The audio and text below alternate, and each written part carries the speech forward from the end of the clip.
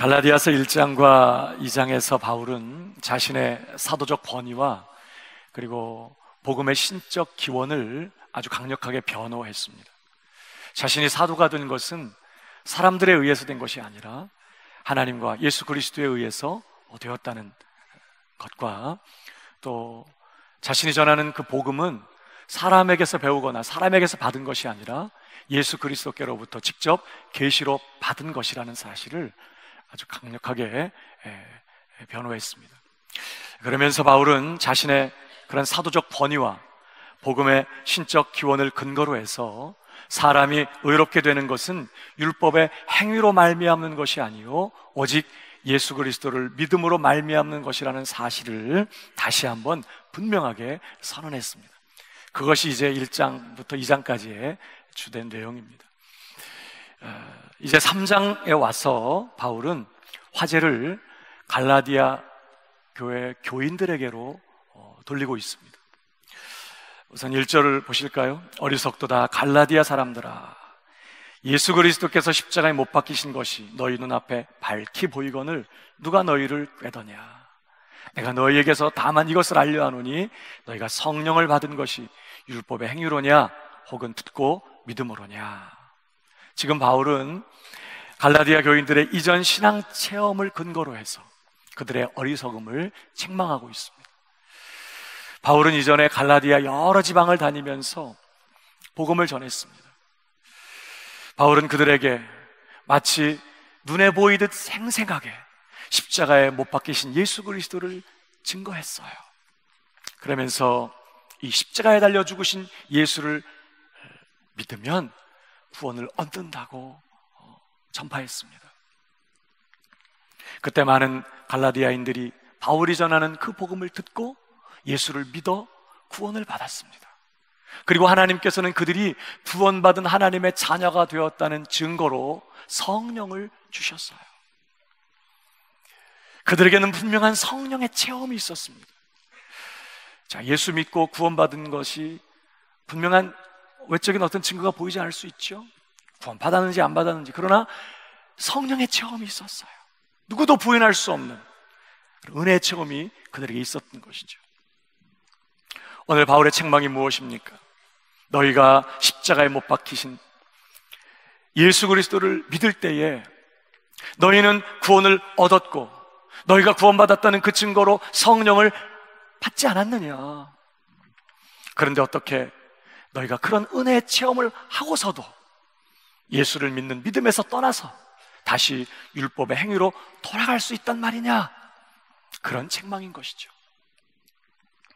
그러면서 계속 보실까요? 3절, 너희가 이같이 어리석으냐? 성령으로 시작하였다가 이제는 육체로 마치겠느냐? 너희가 이같이 많은 괴로움을 헛되이 받았느냐? 과연 헛되냐?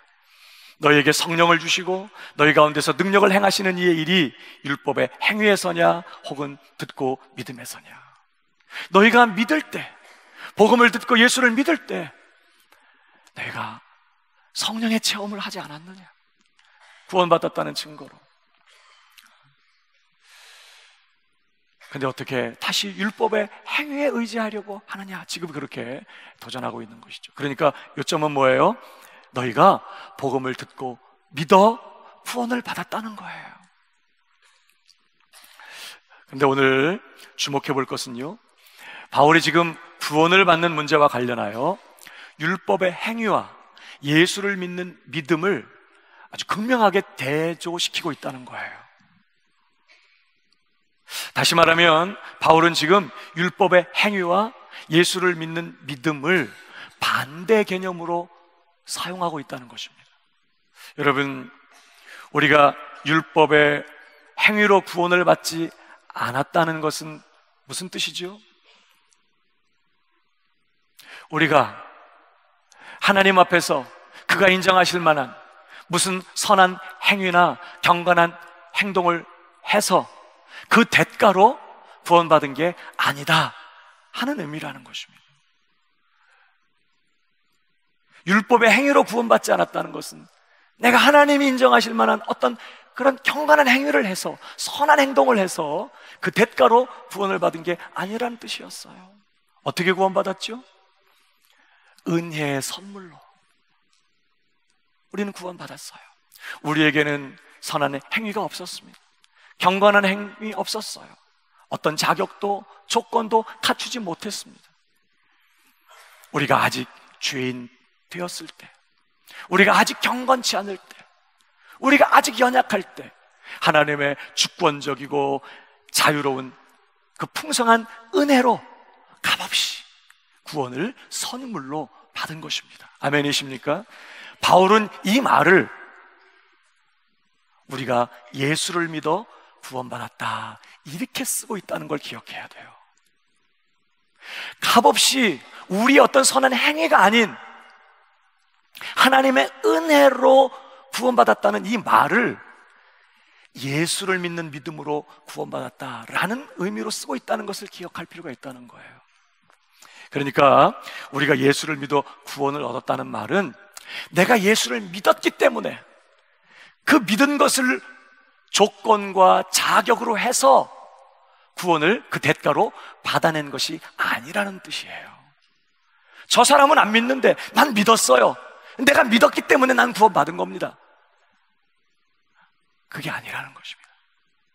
만일에 내가 믿었기 때문에 그 믿은 것이 공로가 되고 자격이 되고 조건이 되어서 내가 구원을 그 대가로 얻은 것이 된다면 구원은 절대 은혜의 선물이 될 수 없는 것입니다. 내가 믿었다는 선한 행위에 대한 대가요 보상으로 주어진 것이 되고, 그렇게 되면 믿음으로 얻은 구원도 역시 또 다른 행위의 구원, 행위로 얻는 구원이 되는 것이에요.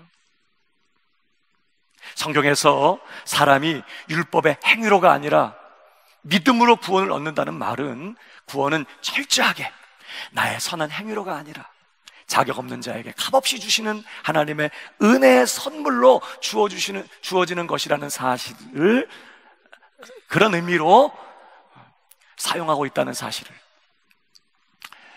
우리가 늘 기억해야 되는 것입니다. 우리 한번 더 읽어볼까요? 에베소서 2장 8절 다 같이 읽어봅니다. 시작. 너희는 그 은혜에 의하여 믿음으로 말미암아 구원을 받았으니 이것은 너희에게서 난 것이 아니요 하나님의 선물이라. 행위에서 난 것이 아니니 이는 누구든지 자랑하지 못하게 하니라. 여러분, 믿음으로 말미암아, 믿음을 통하여 구원받았어요. 그것이, 근데 이 믿음으로 얻은 구원이 은혜의 선물이라는 거예요. 그 말은 구원도 은혜의 선물이고 그것을 가능하게 만들었던 믿음도 은혜의 선물이라는 거예요. 그래서 내가 예수 믿어서 구원받았다는 것을 누구도 자랑할 수 없다 이렇게 말합니다. 저 사람은 안 믿는데 난 믿었거든요. 믿었기 때문에 난 구원받은 거예요 라고 자랑할 수 없는 것은 믿음도 은혜의 선물이기 때문에, 그래서 그 믿음을 통해 얻은 구원이 은혜의 선물이고, 그래서 처음 뭐라고 시작돼요? 너희가 그 은혜에 의하여 믿음으로 말미암아 구원받은 것이다. 이것은 너희에게서 난 게 아니라 하나님의 선물이다. 자랑할 수 없다. 이렇게 말씀하고 있는 것이죠. 그래서 사실은 믿어진 것입니다. 믿어졌어요. 믿어졌기 때문에 내가 오늘 믿는다고 고백하게 된 것입니다. 창세전에 하나님이 저와 여러분을 택하셨습니다. 하나님의 아들이 이 땅에 오셔서 우리를 위하여 흠없고 완전한 순종의 삶을 사셨을 뿐만 아니라 십자가에 못 박혀 우리의 모든 죄값을 다 치러주심으로 우리가 죄사함 받고 의롭다함을 얻어 구원받을 모든 것을 예수님께서 완전하게 마련해 놓으셨어요. 그리고 성령께서 우리 안에 오셔서 우리를 거듭나게 하시고 또 우리를 감동해 주시고 우리로 하여금 복음을 들을 때 예수를 믿도록 역사해 주셔서 드디어 내가 예수를 믿게 된 것입니다. 아멘이십니까? 내 안에서 일어난 이 은혜 역사로 말미암아 생겨난 이 믿음을 이제 내 입으로 고백하면서 내가 예수님을 주님으로 믿습니다 이렇게 고백할 때 하나님께서는 우리를 예수 그리스도, 주님 되신 예수 그리스도에게 연합시키셔서 마치 결혼식장에서 서약할 때 예 라고 하면, 시인하면, 동의하면 남편을 맡겠다고, 아내로 맞이하겠다고 서약하면 그때부터 합법적인 부부가 되어 둘이 한 몸이 되는 것처럼, 우리가 예수님을 주님으로 믿습니다, 마음으로 믿고 입으로 시인하게 될 때에 하나님께서는 우리를 예수 그리스도께 연합시키셔서 예수 그리스도의 전부를 우리의 것 삼아주시는 거예요. 내가 예수 믿은 것이 공로가 돼서 예수 믿은 것을 공로로 쳐줘서 너 의롭다라고 하는 게 아니라, 우리가 예수를 주님으로 믿을 때 우리는 주님과 연합되어서 주님의 죽으심이 나의 죽음이 되고, 주님의 부활이 나의 부활이 되고, 주님의 생명이 나의 생명이 되고, 주님의 아들의 권세가 나의 권세가 되고, 주님의 의, 주님의 순종이 나의 의가 되고 나의 순종이 된 거예요. 칭의가 무엇입니까? 하나님께서 우리를 의롭다 칭해 주시는 뜻이 뭐예요? 예수님의 완전한 의가 이제는 예수 안에서 네 거다 라고 하나님께서 선해 주시는 사건을 칭의라고 말하는 것입니다. 아멘이십니까? 그러니까 우리가 뭘 해서 받아낸 게 아니라고요. 구원은 믿음조차도 하나님의 은혜의 선물이었어요. 그러니까 우리가 예수 믿어 구원받은 것은 철저한 하나님의 은혜의 선물이었다 하는 것을 성경은 끊임없이 우리에게 강조하고 있는 것이죠.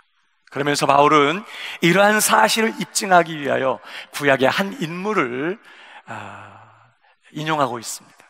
바로 아브라함입니다. 6절을 보십시오.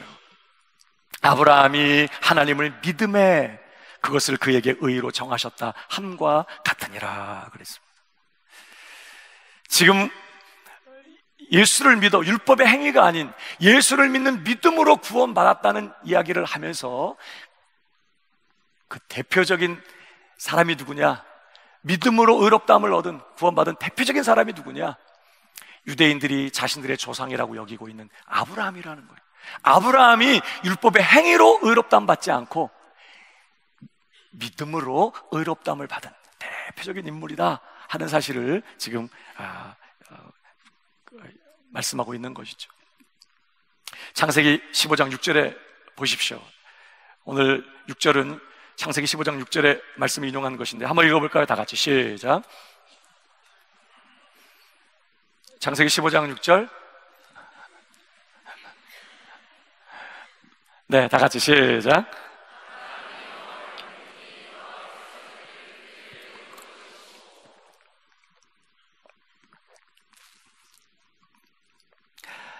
여기가 창세기 15장입니다. 15장에 있었던 사건인데요. 아브라함이 여호와를 믿으니 여호와께서 이를 그의 의로 여기셨다. 여러분, 아브라함이 어떻게 하나님을 믿게 됐죠? 오늘 아브라함이 하나님을 믿으니까 이제 너 의롭다 이렇게 했다는 거예요. 근데 여러분, 아브라함이 어떻게 하나님을 믿게 됐죠? 이 부분을 이해하는 것이 오늘 우리가 본문을 이해하는데 굉장히 중요해요. 아브라함, 믿음의 조상이라고 우리가 부르는 아브라함, 그 아브라함의 이름이 처음 등장하는 곳이 창세기 11장 말미에요. 거기에 보면 이런 말씀이 있습니다. 11장 31절에 데라가 그 아들 아브라함과 하란의 아들인 그의 손자 롯과 그의 며느리 아브라함의 아내 사레를 데리고 갈대아인의 우르를 떠나 가나안 땅으로 가고자 하더니 하란에 이르러 거기 거류하였으며, 우선 데라가 아브라함의 아버지라는 거 알겠죠?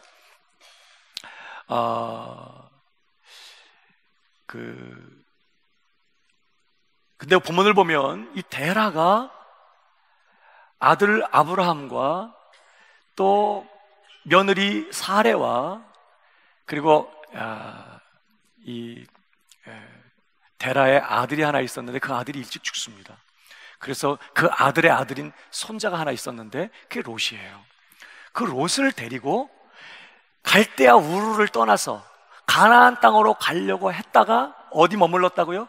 하란이라는 곳까지 가서 더 못 가고 거기서 머물렀다, 이런 얘기입니다.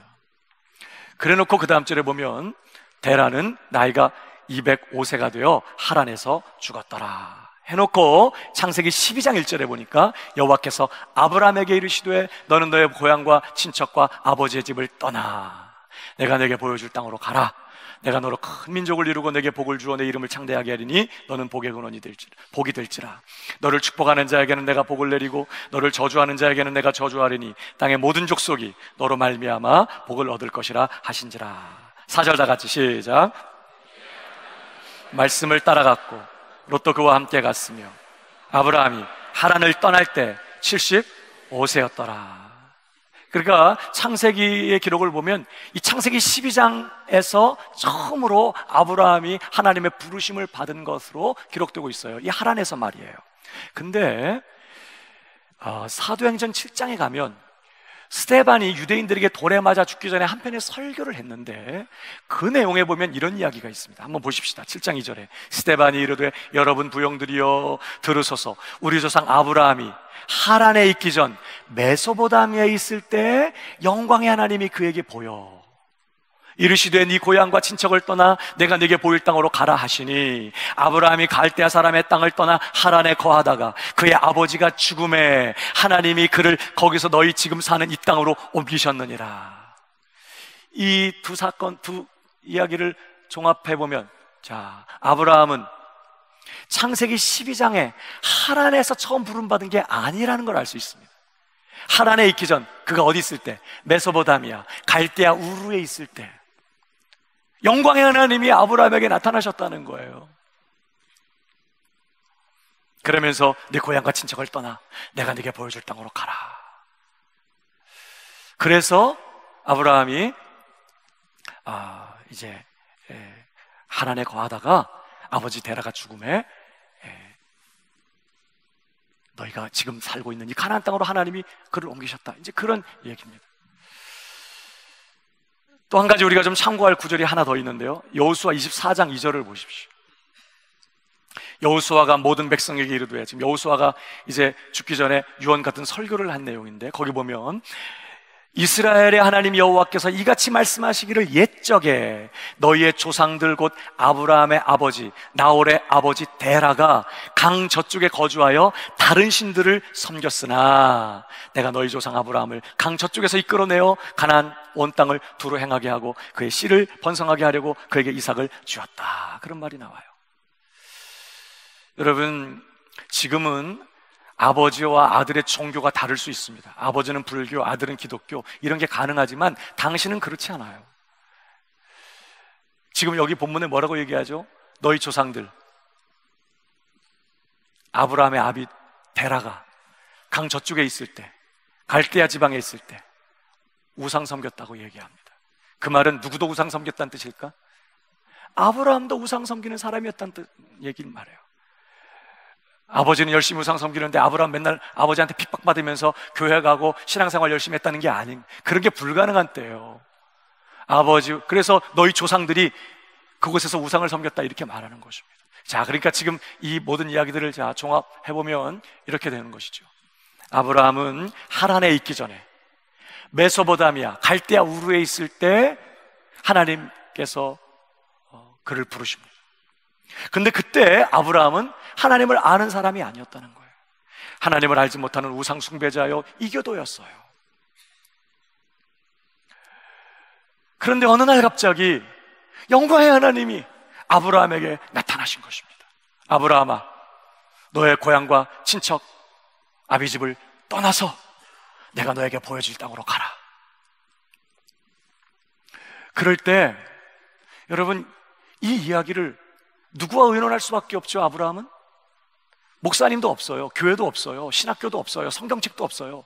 여호와라는 분이 누군지도 몰라요. 갑자기 나타나서 여호와라는 신이 여기를 떠나라는 거예요.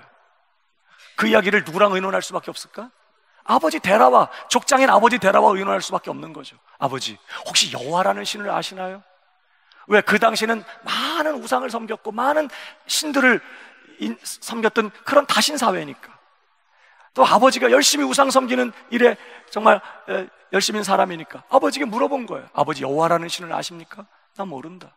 간밤에 그 여호와라는 신이 나에게 나타나서 이 고향 친척 아비집을 떠나서 그분이 보여줄 땅으로 가라고 지시하십니다. 어떡하죠, 아버지? 그런데 데라가 그 얘기를 듣는데 분위기가 심상치 않은 것입니다. 개 꿈꾼 게 아니에요. 아들이 얼굴을 보니까 식은땀이 흐르고 아주 온몸에 닭살이 돋아 있는데 이거 분위기가 심상치 않아요. 여호와라는 신이 누군지는 알지 못하겠지만 그의 명령을 거역하면 우리 집안에 큰 재앙이 올 것 같은 두려움이 드는 것입니다. 그래서 우상 섬기는 이 아브라함이 창세기 11장에 있는 대로 그러면 할 수 없지 뭐. 그러면서 어떻게 해요? 아들 아브라함을 데리고 며느리 데리고 또 손자 롯 데리고 가나안 땅으로 가려고 떠나서 어디까지 갔다고요? 하란까지 갔다는 거예요. 하란은 메소포타미아 지역에서 가나안 땅으로 들어가기 전에 메소포타미아 지역의 끝 접경이라고 할 수 있습니다. 거기까지는 갔어요. 하란까지. 근데 더 못 가는 거예요. 왜냐? 지금은 뭐 한국 사람이 한국 여권 가지고 영국 가고 미국 가면 한국 사람으로 보호를 받을 수 있어요. 그러나 당신은 그런 때가 아닙니다. 타국에 간다는 것은 목숨을 보장할 수 없는 때예요. 누가 와가지고 죽이고 다 뺏어가면 어떻게 해요? 뭘 어떻게 보호를 받을 수 있겠어요? 내가 힘이 있으면 스스로 지킬 수 있지만 말입니다. 그러니까 데라가 하란까지는 갔지만 가나안 땅까지 넘어갈 자신이 없는 거예요. 두려우니까. 야, 여기까지 왔는데 이 정도면 되지 않았겠니? 우리 여기서 그냥 적당히 하자. 그래서 거기 눌러 앉은 것입니다. 그러니까 아버지가 거기 눌러 앉으니까 아브라함이 어떻게 해요? 거기 같이 눌러 앉았다는 거예요. 하란에 거했던 것이죠. 그러다가 데라가 거기서 죽었어요.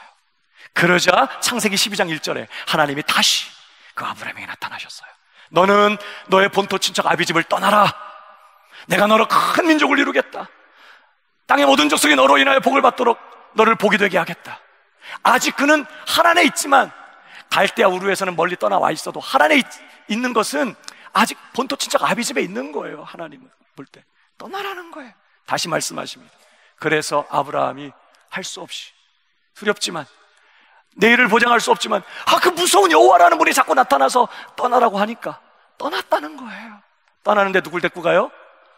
말씀을 쫓아갔지만 롯도 그와 함께 갔다. 여러분, 롯이요 아버지가 죽을 때, 아브라함의 동생이죠. 아버지가 죽을 때 많은 재산을 물려받고 롯이 그냥 달랑 조카 롯 혼자 아닙니다. 뒤에 보면 우리가 알지만 큰 거부였어요. 롯이. 그러니까 힘이 있는 사람이에요. 나 혼자 가는 것보다 이런 롯을 데려가는 게 훨씬 안전한 거예요. 가나안 땅 갈 때. 그러니까 데려가는 것입니다. 롯 같이 가자 해가지고. 그래서 롯도 그와 함께. 그러니까 아비집을 떠나긴 하지만 친척을 떠나지 못하고. 왜? 불안하니까, 두려우니까. 쪽수가 많아야 안전하지 않겠어요? 죄송해요, 이런 말씀. 그래서 할 수 없이 가나안 땅으로 밀려갔다는 거예요, 아브라함이. 그러니까 무슨 분위기죠? 아브라함은 처음부터 우리가 생각하는 것처럼 그렇게 yes sir 하고 하나님께서 부르실 때 믿고 딱 나간 그런 믿음의 사람 아니었다는 걸 얘기해 주는 거예요. 처음부터 믿음의 사람이 아니었어. 그 증거가 뭐냐? 12장 중반에 보면요, 이제 아브라함이 가나안 땅 딱 들어갔습니다. 근데 하나님이 약속하신 그 땅에 왔는데 거기에 기근이 있는 거예요. 기근이. 그래서 어떻게 하죠? 아브라함이 먹고 살기 위해서 어디로 갔어요? 믿음의 사람이었으면 어떻게 해야 돼요? 여기에 기근이 있지만 약속의 땅에 기근이 와도 나는 하나님만 바라보겠습니다. 주님이 책임져 주실 줄로 믿습니다. 이래야죠. 그러면서 그냥 가나안 땅에 머물러야 되는데 성경에 보면 그런 얘기 없어요. 아브라함이 바로 그 땅에 기근이 있기 때문에 먹고 살기 위해서 어디로 갔냐? 애굽으로 내려갑니다. 이삭 때에는 하나님이 가나안 땅에 기근이 와도 가지 말라고 애굽으로. 여기 머물러라. 내가 너 책임져 주겠다. 그래서 거기 믿음으로 머물렀더니 하나님이 그의 100배나 결실하게 하셔서 풍요롭게 하셨다는 얘기가 나와요. 그러나 아브라함은 거기서 버텨낼 믿음이 없어요. 하나님도 그 문제를 문제 삼지 않습니다. 그는 먹고 살기 위해서 약속의 땅, 하나님이 지시하신 땅은 여기지만 기근인데 어떻게 살아요? 애굽으로 내려가는 거예요. 근데 말입니다, 놀랍게도 애굽에 내려갔다가 뜻밖의 사고를 만나요. 우리는 아직도 이해가 안 되는 부분이 하나 있어요. 아브라함이 하란에서 부름받을 때가 75세거든요. 그의 아내 사레가 10살 적으니까 65세야. 65세 된 사레 여사를 바로의 신하들이 너무 아름답게 여긴 거예요. 그래가지고 바로에게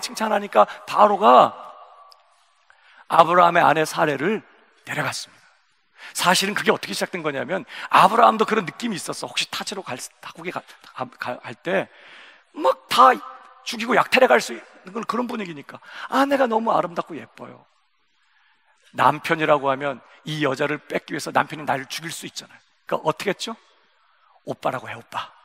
그래가지고 서로 오빠, 동생 뭐 이렇게 해가지고 가서 오빠 왜? 뭐 이러고 이제 애굽에 간 거예요. 그러니까 아브라함을 죽일 필요는 없죠. 사례를 데려가. 그래서 바로 가요. 아주 거액의 신부 대금을 오라비인 아브라함에게 지급하고 합법적으로 사례를 데려갔어요. 단순히 뺏어간 게 아니라. 그러니까 말도 못하고, 사실은요 바로님 아닙니다, 아닙니다 할 수도 없잖아요. 그러니까 자기가 거짓말한 것 때문에 합법적으로 어떻게 보면 아내를 뺏기게 됐지만 말도 못하는 상황이 됐어요. 대신 그것 때문에 많은 재물을 얻게 됐습니다만 지금 아브라함으로서는 아주 곤고하고 답답한 위기에 처한 거예요. 여기까지 와가지고 아내 뺏기게 됐어. 근데 말입니다, 변호사를 선임할 수도 없고 뭐 어떻게 할 수도 없고 그냥 걱정만 하고 근심만 하고 있는 상황에서 바로의 집안에 어떤 일이 벌어지느냐, 하나님께서 사례 빼앗아간 연고 때문에 아주 바로의 집안을 다 뒤집어 놓습니다. 어마어마한 재앙이 임했어요. 그 다음날 바로가 사색을 하고 아브라함을 불러서 하는 말이, 야 너 왜 네 아내를 여동생이라고 속여서 나 헷갈리게 한 거야. 간밤에 네가 섬기는 하나님 때문에 우리 집안에 얼마나 큰 재앙이 온지 알아? 제발 떠나주세요 이러면서 막 아브라함 보고 사정을 하면서 아내 데리고 나가달라고 막 그러는 거예요. 이 상황에서 제일 놀란 사람이 누굴까? 아브라함입니다. 여러분, 아까도 말씀드렸지만 그 당시는 다신사회예요. 많은 신들이 있어. 애굽에 가면 애굽의 신이 있고 애굽의 최고 신이 바로거든요. 어마어마한 피라미드를 만들 만큼 어마어마한 힘을 갖고 있는 신이에요, 바로는. 그런데 나를 부르신 여호와 하나님께 천하의 바로가 꼼짝을 못하고 쩔쩔매고 있는 거예요. 솔직히 여호와라는 신은 아무도 몰라. 아버지한테 물어봤을 때도 몰랐다고 그랬어. 주변에 여호와를 아는 사람 아무도 없는 상황이에요. 그러니까 인기 없는 신이지 뭐. 그 별로 힘이 없는 신이라고 생각할 수 있어요. 어떤 고약한 신이 날 찾아와서 날 괴롭히나 이렇게 생각했을 수도 있어요. 그런데 천하의 바로가 나를 부르시고 내게 약속하시면 내 삶에 찾아오셔서 나를 이끄시는 그 여호와 하나님 앞에서 아주 혼쭐을 당하고 아주 쩔쩔매고 있는 걸 보면서 아브라함은 무슨 생각을 하게 될까? 와우, 나를 부르신 여호와라는 신이 얼마나 대단한 분이길래 그 앞에서 바로가 저렇게 쩔쩔매, 천하의 바로가 저렇게 쩔쩔매지? 결론, 나를 부르신 여호와는 천하의 바로보다 세구나. 이걸 배우는 거예요. 여러분, 우리는 성경도 있고 성경을 가르쳐주는 사람도 있고 교리적으로 뭘 설명해주는 분도 있고 신학교도 있지만 바로 아브라함 때는 성경도 없고 목사님도 없고 교회도 없고 아무것도 없어요. 맨 땅에 헤딩으로 배워야 되는데, 하나님을 직접 체험을 통해 배워야 되는 때라고요. 근데 애굽에 내려갔다가 뜻밖의 사고를 통해서 그는 레슨을 얻는 거예요. 도대체 여호와라는 신이 얼마나 크신 분이길래 천하의 바로가 그 앞에서 쩔쩔매고 있는가. 나를 부르신 여호와는 바로보다 센 분이구나. 이 사실을 하나 배워가지고 다시 가나안 땅으로 돌아오는 것입니다. 거기서도 쫓겨난 거지 뭐. 돌아왔어, 할 수 없이 왔지만, 자, 그게 이제 왔지만 문제는 뭐냐, 13장에 가면 이 가나안 땅에 여전히 기근이에요. 근데 이전과 상황이 좀 달라. 애굽으로 내려갈 때만 해도 아브라함이 조카 롯 분위기를 보면 조카 롯과 약간 균형이 안 맞았던 것 같아. 조카가 굉장한 거부였거든요, 롯이. 근데 애굽에 내려갔다가 사라 일 때문에 아브라함에게 재산이 많아졌어요. 그 가나안 땅에 다시 돌아왔을 때는요, 이게 이제 이 균형이 생긴 거예요. 그래서 자, 기근 때문에 목초지가 작아요. 아브라함의 목자들과 롯의 목자들이 서로 다투기 시작했다는 거예요. 대등한 관계가 된 거죠. 다퉈요. 여러분, 이 일은요 굉장히 위험한 일입니다. 왜냐하면 가나안 족속들이 보는 앞에서 아브라함이 네 분이 일어나서 조카와 다투는 이 상황은 적들에게 문을 열어놓은 상황 같아. 위험하죠. 어디서 굴러온 돌인가 이러고 있는데 그들 앞에서 네 분이 일어났으니 가나안 족속들이 쳐들어와가지고 다 죽이고 다 뺏어갈 수 있잖아요. 그럼 우리 어떻게 해야 되죠? 그럴 때는 야, 우리 이러지 말자. 우리 친하게 잘 지내자. 뭐 양 좀 더 줄까? 뭐 이러면서 타협하고 했겠죠. 근데 창세기 13장에 어떤 일이 일어나죠? 그 상황에 대해서 아브라함이 뭐라고 말하냐면 로사, 우리 그만 헤어지자 이러는 거예요. 여기까지 데리고 와놓고 갑자기 헤어지자. 그러면서 뭐 그 유명한 말, 네가 우하면 내가 좌하고 네가 좌하면 내가 네가 원하는 대로 가. 네가 좋아하는 곳으로 가. 그러면 난 반대편으로 갈게. 지금 아브라함이 무슨 계산을 하고 있는 거죠? 무슨 생각을 하고 있는 거예요? 바로보다 강하신, 바로보다 세신 하나님이 내 편을 들고 계시고 나와 함께 계신다고 한다면 이제 더 이상 롯의 도움이 필요 없겠네라는 생각이 드는 거예요. 그전에는 롯 없으면 안 돼. 갈대 땅을 떠날 때로 롯이 필요했고 하란에 거하면서 가나안 땅 들어갈 때도 롯이 필요해서 롯을 데리고 갈 수밖에 없었어요. 애굽에 갈 때도 그는 롯을 데려가야만 했습니다. 그러나 이제부터는 생각이 바뀌는 거예요. 바로보다 크신 하나님이 나와 함께 계신다면 이제 롯 같이 안 가도 되겠네. 롯 없어도 괜찮겠네. 그분이 내 삶 책임져주면 롯의 도움 필요 없겠네. 그래서 그가 드디어 헤어지자고 말하는 것입니다. 드디어 친척집을 떠나는 것입니다. 네가 좌하면 내가 우하리. 이건 아브라함이 인간성이 좋다는 얘기를 하는 게 아니에요. 양보심이 많았다는 걸 얘기하는 게 아닙니다. 드디어 하나님이 누구신지를 깨달으면서 믿음의 생각들이 돌아가기 시작했다는 뜻이에요. 그래서 헤어져요. 조카가 떠난 다음에 아주 물이 넉넉한 소돔 지역의 그 인근의 땅을 택해서 떠나거든요. 쓸쓸하게 남겨진 아브라함, 하나님이 찾아오셔서 아브라함아 잘했다. 너 눈을 들어 동서남북을 다 쳐다봐라. 내가 네 눈에 보이는 모든 땅을 너와 내 후손에게 다 주겠다. 이러면서 또 막 약속하십니다. 창세기 14장에 가면요 당시 세계대전이 일어납니다. 그돌라오멜이라고 하는 아주 강력한 왕이 여러 나라 왕들과 연합군을 형성해가지고 롯이 가 살고 있는 소돔, 고모라를 비롯한 지역을 침략해요. 그래가지고 사해 근처에서 큰 전쟁이 일어났어요. 그때 소돔, 고모라를 비롯한 이 연합군이 패합니다. 그돌라오멜 연합군에게 패해가지고 전쟁에 치고 소돔성 근처에 살고 있던 이 롯을 포함해서 소돔에 살고 있던 롯을 포함해서 많은 사람들이 포로로 사로잡혀 끌려가게 됩니다. 그돌라오멜에게. 이 소식을 아브라함이 들어요. 그럴 때 여러분 아브라함이 뭐 하죠? 어머 어떡하니 그러면서 그냥 발을 동동 구른 게 아니라 자기 집에서 훈련하고 길리우던 318명의 종을 데리고 감히 그돌라오멜을 추격해요. 그돌라오멜을 쫓아가는 것입니다. 지금 아브라함이 무슨 생각을 하고 있는 거죠? 천하의 바로보다 크신 하나님이 내 편을 들고 계신다면, 천하의 바로보다 강하신 세신 하나님 여호와가 내 하나님이시라면 그돌라오멜 정도는 껌이네 이렇게 생각한 거예요. 그래서 그 하나님 뺑 믿고 솔직히 두렵고 걱정이 되지만 롯을 구하기 위해서 그돌라오멜을 쫓아간 것입니다. 하나님 기뻐하셨을까 안 기뻐하셨을까? 기뻐하시죠.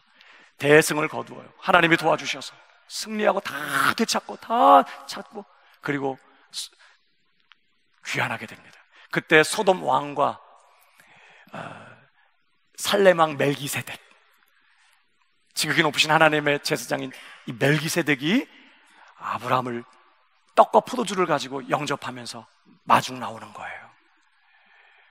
그럴 때 멜기세덱이 그래요. 아브라함에게 지극히 천지의 주제이시며 지극히 높으신 하나님이요 아브라함에게 복을 주시옵소서. 아브라함이 처음 알아요. 나 말고 여호와를 아는 사람이 또 있다는 걸 알았어. 근데 그 살렘 왕 멜기세덱이 그 하나님의 이름으로 자기를 축복하면서 네 대적을 네 손에 붙이신 여호와 하나님을 찬송할지어다, 아브라함에게. 그러니까 아브라함이 어떻게 해요? 10분의 1을 떼어가지고 멜기세덱에게 드려요. 무슨 말이죠? 아멘이라는 뜻이에요. 맞습니다. 여호와가 내 하나님이시고 그가 이번에 큰 승리를 내게 허락해 주시는 것입니다. 그런 뜻으로 하는 것이죠. 소돔 왕이 아브라함에게 사람들은 내게 돌리고 물건은 다 너 해라. 그러니까 소돔 왕 때문에 내가 부자 됐다는 소리 듣기 싫다는 거예요. 다 가지고 가라. 그러면서 아브라함이 거절하죠. 그러니까 아브라함은 말입니다, 이런 뜻밖의 이런 사건들을 지나가면서 뭘 배워요?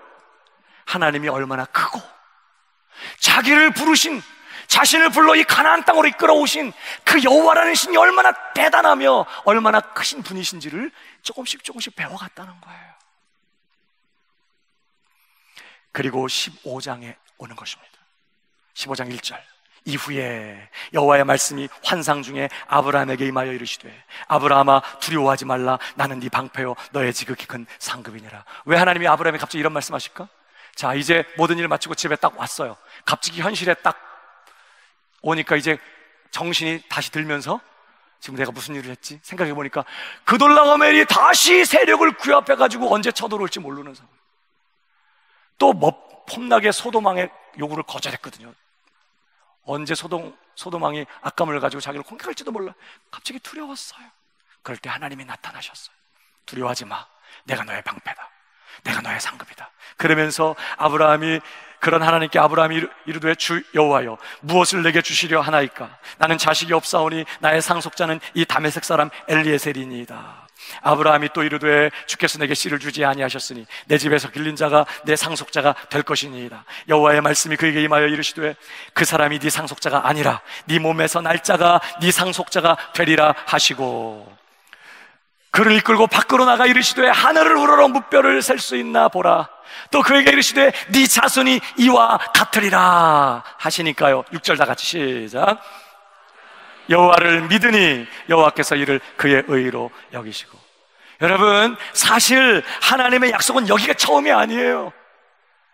따지고 보면 이미 11장 사도행전의 근거로 하면 11장 말미에서 이미 하나님께서는 아브라함을 찾아오셔서 갈대우르에 있을 때 이미 약속하셨어요. 또 12장에서도 또 약속하셨고 또 롯과 헤어진 13장에서도 하나님은 아브라함에게 나타나 또 약속하셨었고. 그런데 성경을 보면 아브라함이 그렇게 하나님께서 약속하실 때 네 자손이 땅의 모래알처럼 많을 것이다. 내가 너와 네 자손에게 이 땅을 유업으로 주겠다. 이런 약속들을 했어도 아브라함이 하나님을 믿었다는 얘기가 거긴 없었어. 근데 15장에 와서는 믿었다는 말씀이 기록되고 있는 것입니다. 바로보다 크신 하나님이, 바로보다 세신 하나님이, 그 천하의 바로보다 강하신 하나님이 내 하나님이시고 나를 그돌라오멜의 그 무서운 손에서 나를 건져내신 그 능하신 그 크신 살아계신 그런 하나님이시라면 그가 이 약속을 하고 계신다면 할 수 있겠네 하고 믿어지더라는 거예요. 이제부터 사실 부름받은 것은 11장 마지막이었는데 어디 와서 이제 믿어지는 거야? 지금 15장에 와서 믿어져. 그러니까 믿음이 좋은 사람이에요? 좀 더디 믿는 사람이에요?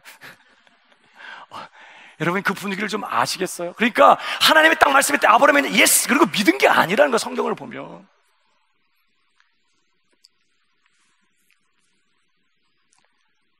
처음부터 그가 믿음의 사람이 아니었어요. 하나님을 알지도 못했고 믿지도 섬기지도 않았던 사람이. 근데 어떻게 그가 하나님을 믿게 됐어요? 15장에 와서 하나님께서 아브라함을 택하시고 어느 날 그를 찾아와서 그를 부르시면서 약속을 주시고 그리고 뜻밖의 그가 직면하는 여러 사건들을 통해서 그의 삶을 간섭하시면서 하나님이 어떤 분이신지를 깨우치시고 알게 하시고 설득시키시고 이해시키셔서 드디어 이 15장에 와서는 이제 하나님이 믿어지는 그런 사람이 되게 하셨다는 것이 성경이 하고 싶은 얘기라고요. 아브라함이 처음부터 믿은 게 아니에요. 하나님이 그가 믿을 수 있도록 이 모든 상황들 합력하여 선을 이루심으로 그가 믿을 수 있도록 역사하신 결과로 드디어 15장에 오니까 앞에서도 여러 번 있었던 그 약속이 또다시 반복되고 있는데 이제 드디어 믿고 있더라 라는 얘기를 하고 있는 거예요. 이 표정은 이해가 되고 있는 표정이에요? 아니면 아멘이십니까? 여러분, 이 아브라함은요, 예수 믿어 구원받은 우리 모든 성도들의 모델과 같은 사람입니다. 무슨 말이냐면 여러분이 예수 믿게 된 것이 결코 우연이 된 것이 아니라는 걸 말하는 거예요. 저와 여러분이 예수를 믿게 된 것이, 내가 예수를 믿습니다, 하나님을 믿습니다, 예수님이 날 위해 십자가 죽으시고 부활하신 거 내가 믿습니다. 내가 예수를 믿게 된 것이 내가 믿지 않는 불신자들보다 뭐 똑똑하거나 종교심이 더 많아서 믿게 된 게 아니라는 거예요.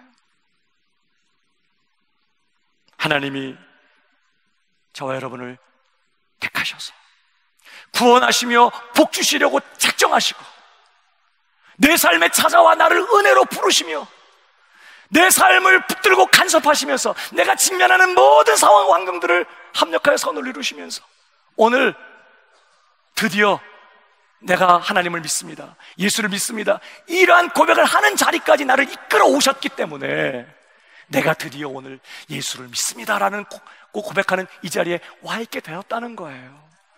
내가 남다르게 믿을 만한 무슨 그런 사람이어서 믿게 된 게 아니라는 겁니다. 하나님 일방적으로 날 택하시고 내 삶에 찾아오셔서 간섭하시고 믿게 하셔서 드디어 내가 오늘 믿는다고 말하는 것입니다. 그래서 사실요, 베드로 후서 1장 1절을 보시면 이런 말씀이 있습니다.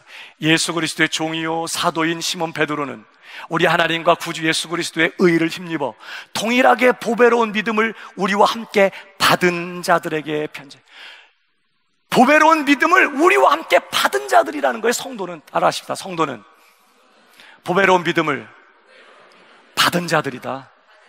여러분, 내가 믿음을 만들어낸 게 아니라 하나님께서 우리 안에 믿음을 불어넣으신 거예요. 있도록 역사하시고. 그래서 우리가 오늘 예수를 믿는다고, 하나님을 믿는다고 고백하는 이 자리에 와 있게 된 것이죠. 여러분, 그런데 우리가 늘 하나님 앞에서 자신 없어 하는 부분이 뭐죠? 우리가 하나님 앞에서 늘 자신 없어 하는 부분이 뭐예요? 예수를 믿는다고 하지만 내가 나 자신을 볼 때 자격이 없고 늘 부족하게 느껴지는 거예요.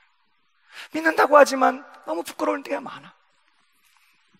그래서 하나님이 나를 사랑하시며 그가 자기의 하나밖에 없는 독생자도 아낌없이 나를 위하여 내어주실 만큼 내 편을 드시고 나를 아끼시고 나를 위하시며 나를 사랑하신다는 이 말이 실감이 나질 않는 거예요. 그 정도까지는 아닐 거라고 자꾸 생각이 들어. 아유, 왜? 내가 나를 아니까. 내가 어제 한 일을 알고 내가 지난 여름에 한 일을 내가 알고 내가 나를 아니까. 나는 그럴 만한 위인이 못 된다는 걸 아니까. 하나님이 그 정도로 전폭적으로 나를 아끼시고 나를 사랑하시고 나를 그렇게 편드신다는 게 잘 실감이 안 나. 정말 하나님이 나를 사랑하실까? 자신이 없는 것이죠, 내가 나 자신을 볼 때. 그러나 여러분, 그런 우리에 대한 하나님의 대답은 항상 똑같아요. 로마서 5장 8절 한번 더 읽어보십시다. 시작. 죄인 되었을 때 그리스도께서 우리를 위하여 죽으심으로 하나님께서 우리에 대한 자기의 사랑을 확증하신. 여러분, 이게 무슨 말이죠? 이걸 풀어보면 하나님이 뭐라고 말씀하는 거예요? 야, 내가 내 아들을 십자가에 내어놓을 때 네가 회개했기 때문에 내가 그렇게 한 거냐? 내가 내 아들을 십자가에 내어놓은 것이 네가 나더러 너 구원해달라고 요청했기 때문에 그랬던 거냐? 내가 내 아들을 십자가에 내어놓은 것이 말이다, 네가 내 앞에 무슨 뭐 사랑받을 만한 그런 선한 일을 했기 때문에 그렇게 한 거더냐? 네가 아직 죄인일 때, 네가 아직 하나님 내 앞에 자격이 없고 사악한 죄인일 때 나는 너를 사랑했으며, 네가 아직 경건치 않은 죄인일 때 나는 너를 십자가로 구원했고, 그 십자가를 통해서 네가 아직 죄인일 때 나는 너를 향한 사랑을 이미 확증해 놓은 것이니라. 그렇게 말한다고. 내 지금의 형편과 상황에 상관없이 이미 그런 나를 아시고 처음부터 하나님께서 나를 복주시며 구원하기로 작정하시고 내 인생에 찾아오셔서 이미 십자가의 사건으로 나를 향한 사랑을 확증해 놓으시고 나를 설득시키시고 깨우치시고 이해시키셔서 오늘 그것이 믿어지도록 내 삶에 역사하셨기 때문에 오늘 내가 예수를 믿습니다. 또 내가 내 마음이 믿어진 것을 입으로 고백하고 믿는다고 하니까 그 믿음을 통해 우리를 예수 그리스도에 연합시켜서 예수님의 모든 공로를 우리의 것 삼아주시고 이제 예수의 의는 네 거다 의롭다고 여겨주시면서 말이에요, 우리를 그렇게 구원해 주신 거예요, 우리 하나님이. 사랑하는 여러분, 그러니까 계속 말씀드리지만 오늘 저와 여러분이 주님 앞에 믿음을 고백하는 이 자리에 와 있게 된 것은 하나님께서 나를 구원하사 복 주시려고 작정하시고 내 삶에 찾아오셔서 나를 간섭하시고 이끄시고 설득시키시고 믿도록 이 고백을 하도록 여기까지 이끌어 주셨기 때문에 되어진 일인 줄 믿으시기 바랍니다. 요한복음 6장 44절 한 번 더 읽어보십시다. 시작. 아버지께서 이끌지 아니하시면 아무도 내게 올 수 없으니 오는 그를 내가 마지막 날에. 아멘이십니까? 하나님께서 내 삶에 찾아오셔서 나를 붙드시고 이끌어 주셨기 때문에 오늘 내가 예수님을 믿는다고 고백하는 이 자리에 와 있는 거예요. 그게 없다면 절대 누구도 예수 믿을 수 없다고 주님이 분명히 말씀하신 것입니다. 근데 문제는 무엇입니까? 하나님께서 이미 작정하시고 우리를 찾아오셔서 우리의 인생을 붙드셨는데 내가 자꾸 아니라고 말하는 것입니다. 나는 자격이 없고 그럴 만한 위인이 못 된다는 거예요. 나같이 못나고 연약한 사람을 하나님이 그 정도로 사랑할 리는 없다고 얘기하는 거 자꾸. 그러니까 하나님이 사랑하십니다, 당신을 사랑하십니다 이렇게 말해도 감격이 없어. 당신을 십자가를 아들을 내어놓으시고 십자가 지게 하셨습니다 해도 별로 관계. 왜? 내 얘기가 아니라고 생각하니까. 그랬으면 얼마나 좋을까. 물론 예수 믿고 있지만 그 실감이 안 나. 내가 연약하다는 걸 내가 아니까. 사랑하는 여러분, 우리가 시작한 일이 아니었어요. 하나님 그분이 작정하시고 시작하신 일입니다. 우리가 하나님을 찾은 것이 아니라 하나님이 작정하시고 우리를 찾아오신 것이에요. 우리가 하나님을 사랑한 게 아니었어요. 하나님이 오래전부터 이미 우리를 사랑하고 계셨다고요. 우리가 우리의 죄 문제 해결하고 하나님 앞에 간 게 아니라 우리는 그것이 죄인지도 모르고 살 때 하나님께서 그 아들을 보내셔서 우리의 모든 죄 문제를 이미 다 처리해 놓으셨어요. 십자가로 단번에 영원히 우리의 죄값 전액을 일시불로 완불해 버리셨어요. 우리가 하나님을 붙든 게 아니었어요. 하나님이 내 인생을 찾아와 내 인생을 끌어안으신 것입니다.